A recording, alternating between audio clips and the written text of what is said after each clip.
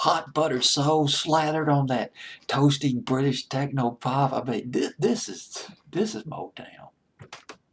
There is no question about this record. This is it is a homage to Motown. Detroit reverberates through this record.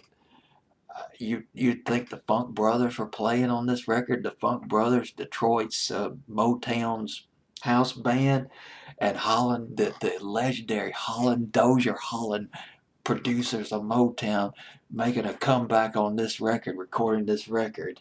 It just sounds like a Holland Dozier record, Holland Dozier Holland record coming back into the '80s. Motown. It is Culture Club with Church of the Poison Mind at number 9 on my fancy playlist. November 20th, 1983. Went to number 2 in England. Held out of the number 1 spot by Let's Dance by David Bowie. Didn't do quite as well here in the States. Went to number 10 here in the States. Oh gosh, their third or fourth hit single here in the States. There was Do You Really Want to Hurt Me or something like that in early '83, and then I'll Tumble For You. That was one of their best ones.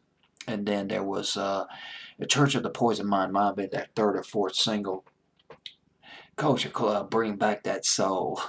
It's just great beat to it too. This is like got the front wheel drive momentum, front wheel drive propulsion of Dancing in the Streets by Martha and the Vandellas and the Four Tops, same old song. And Helen Terry, she sings on this record.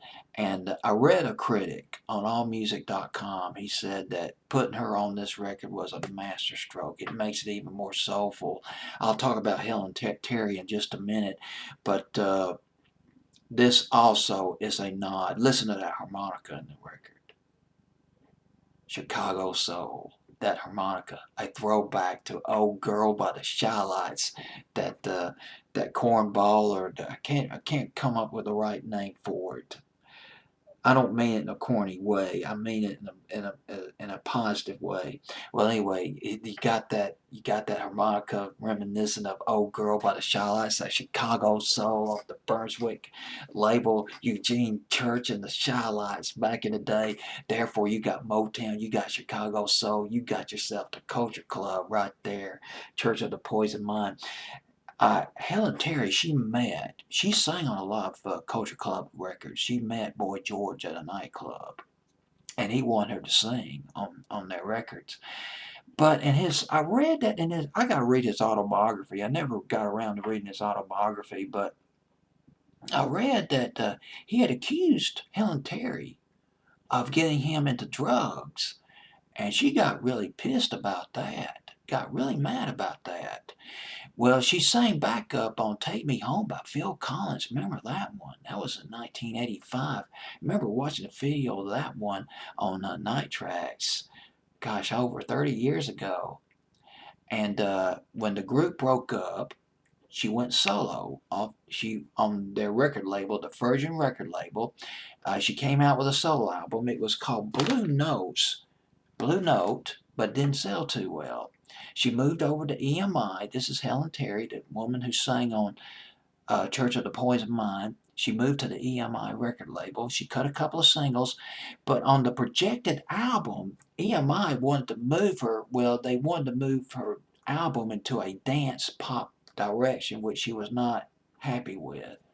And she got out of the business, went to television, and she became an assistant director to Channel 4's Friday at the Dome, I believe was the name of the TV show. I take it that was in England, never heard of it.